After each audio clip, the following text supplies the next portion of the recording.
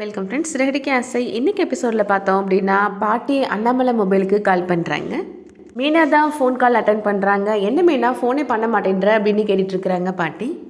கடைக்கும் வீட்டுக்கும் அலைஞ்சிட்டே இருக்கிறேன் பாட்டி, நானும் ஃபோன் பண்ணணுன்னு தான் நினச்சிட்டு இருந்தேன், டைமே இல்லை அப்படின்னு சொல்லிட்டுருக்குறாங்க மீனா. வீட்டு வேலையெல்லாம் நீ எதுக்காக பண்ணுற, அதெல்லாம் விஜயாவை பண்ண சொல்ல வேண்டியது தானே அப்படின்னு சொல்லிட்டுருக்குறாங்க பாட்டி. முத்து உங்கள் கல்யாண ஃபோட்டோவை அனுப்பி வச்சுருந்தான் அப்படின்னு பாட்டி சொல்கிறாங்க. ஆமாம் பாட்டி, அவர் தாலி வாங்கி கொடுத்தாரு, அதான் கோவில் கூட்டிகிட்டு போய் அவரே கட்ட சொல்லிட்டேன் அப்படின்னு மீனா ரொம்ப சந்தோஷமாக சொல்லிட்டுருக்குறேங்க.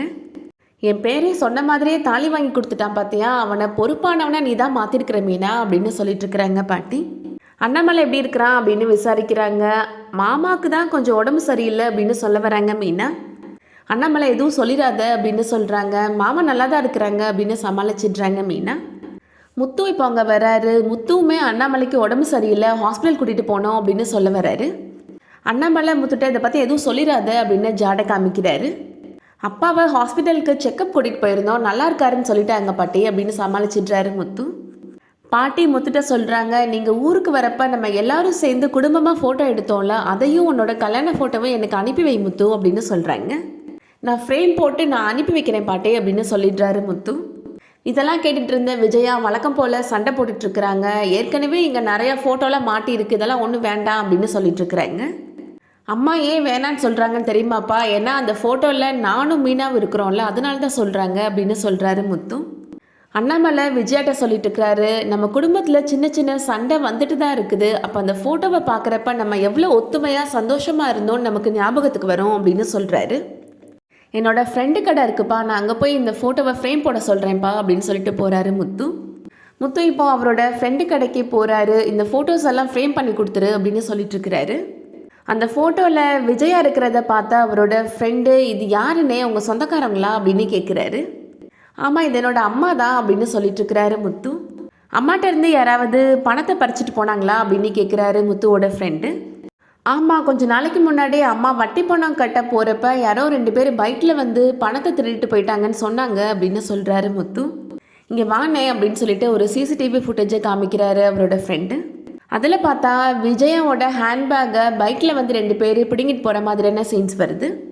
இவங்க 2 பேர் யாருன்னு தெரியலையே அப்படின்னு முத்து சொல்லிட்டுருக்கிறாரு. முத்துவோட ஃப்ரெண்டு சொல்கிறாரு, நம்ம கடைக்கு பின்னாடி இருக்கிற கேமராலேருந்து எடுத்த இன்னொரு சிசிடிவி ஃபுட்டேஜ் இருக்குது அப்படின்னு சொல்கிறாரு. அதை போட்டு காமிக்கிறாரு. அதை பார்த்த முத்துவுக்கு பயங்கரமான ஷாக். ஏன்னா அதில் மீனாவோட தம்பி சத்யாவும் சத்யாவோட ஃப்ரெண்டு சிட்டியுமே இருக்கிறாங்க.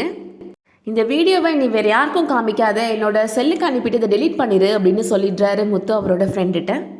முத்து இப்போ கோபமாக மீனாவோட வீட்டுக்கு வராரு.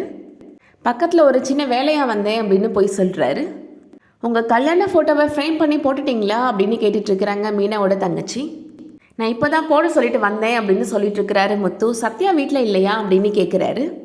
அவன் காலேஜ் போயிருக்கிறான் மாமா அப்படின்னு சொல்லிட்டுருக்குறாங்க மீனாவோட தங்கச்சி. இப்போல்லாம் சத்யா ரொம்ப பொறுப்பாயிட்டான் அப்படின்னு சொல்லிட்டுருக்குறாங்க மீனாவோட அம்மா. என்கிட்ட கூட நீ இனிமேல் பூக்கட்டெல்லாம் போகாதம்மா, நான் குடும்பத்தை பார்த்துக்கிறேம்மான்னு ரொம்ப அக்கறையாக பேசினா மாப்பிள்ள அப்படின்னு சொல்கிறாங்க. இனிமேல் மீனா அப்பாவுக்கு அப்புறம் இந்த குடும்பத்தை பார்த்துக்க வேண்டியது அவன் தானே, அவன் மேலே தான் என்னோட மொத்த நம்பிக்கையை நான் வச்சுருக்கிறேன் அப்படின்ற மாதிரி மீனாவோட அம்மா சொல்லிட்டுருக்குறேங்க. சத்யா மேலே இவ்வளோ நம்பிக்கை வச்சுருக்கிறாங்க, ஆனால் அந்த திருட்டு பையன் என்ன காரியம் பண்ணி வச்சுருக்கிறான் அப்படின்னு மனசில் நினச்சிட்ருக்கிறாரு முத்து. முத்து இப்போ நேராக சத்யாவோட காலேஜில் போய் சத்யா பற்றி விசாரிக்கிறாரு. சத்யாவோட ஃப்ரெண்ட்ஸ்லாம் சொல்கிறாங்க, அவன் காலேஜ் பக்கம் வந்தே 2-3 நாள் ஆச்சு அப்படின்னு சொல்கிறாங்க. அடிக்கடி லீவ் வேறு போடுறான், நாங்களே வீட்டுக்கு வந்து விசாரிக்கலான்னு தான் இருந்தோம் அப்படின்னு சொல்கிறாங்க.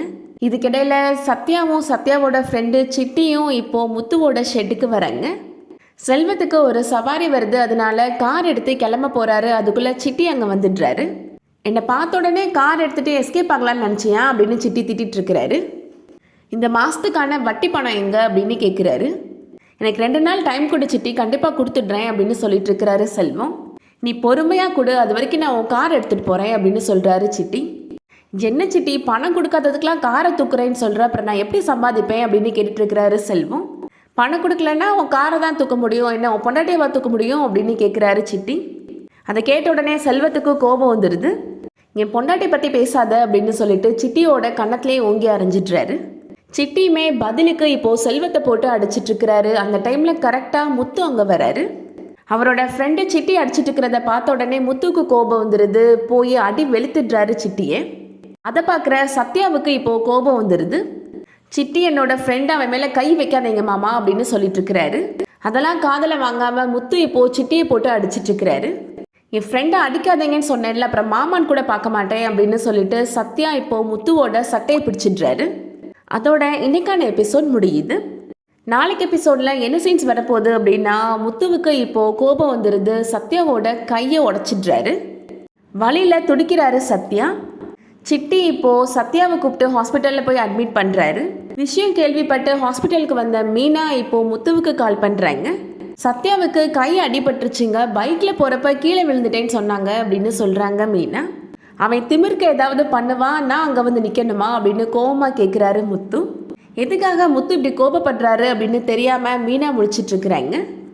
சத்யா விஜயாவோட ஹேண்ட்பேக்கை பறிச்சுட்டு போன விஷயத்தை பற்றி முத்து மீனாட்ட சொல்வாரா, இல்லை இந்த விஷயம் எப்படியாவது விஜயாவுக்கு தெரிய வந்து அதை வச்சு பெரிய பிரச்சனை பண்ணி மீனாவை வீட்டை விட்டு அனுப்புறதுக்கு வழி பார்க்க போகிறாங்க.